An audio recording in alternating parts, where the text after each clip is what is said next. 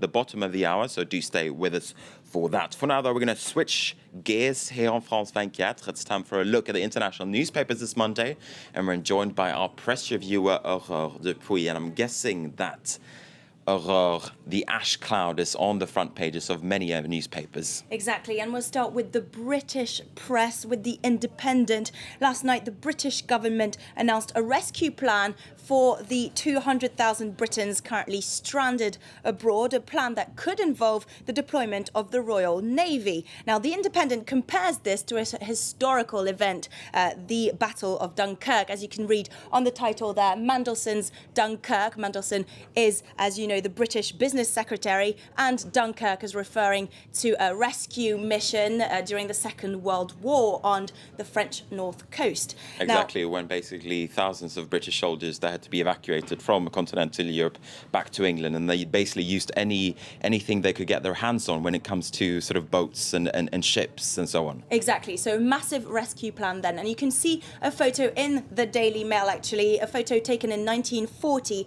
there of that Battle of Dunkirk. And it's a sort of second Dunkirk, says the British newspaper, except that this time those who were gathered on the French beaches weren't fleeing the Nazis, they were trying to beat the ash cloud. So the Daily Mail also talks about a TV presenter and a historian called Dan Snow.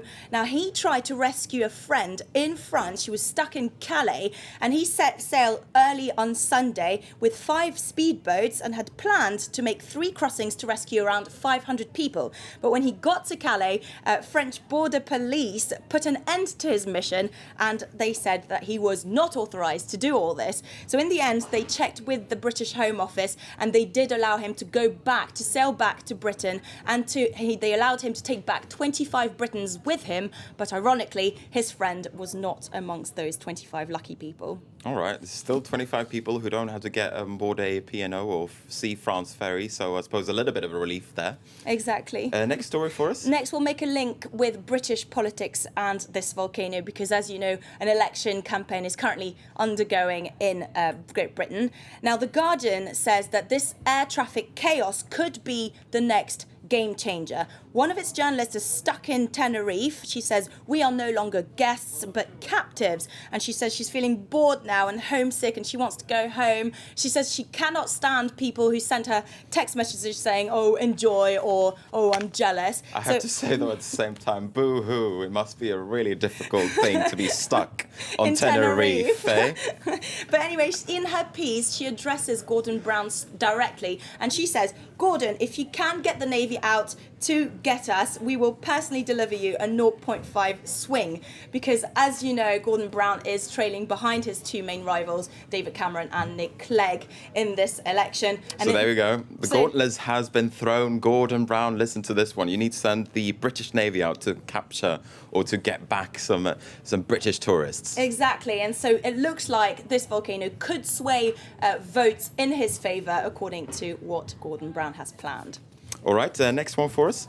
Next one, let's take a look at a couple of cartoons. The first one in the International Herald Tribune, because it summarises quite well the situation. You can see there a little boy and his dad that are looking at the ash cloud, and the dad says, "Look, Dad, a total eclipse of planes," because all the planes in Europe have been, well, most of the planes have been put on hold. And another cartoon in the French newspaper, Le Parisien, a travelling agency has converted to bike rentals, you can see it there, until the air traffic gets back to normal. Maybe that's a good thing for public health, this ash cloud then. Maybe it's good for the environment. Well, if people get on bikes, that'll be a pretty good thing, wouldn't it, for our public health situation. We've got time for one more story. One more in the Daily Telegraph. An Australian couple has found a way to beat the ashes.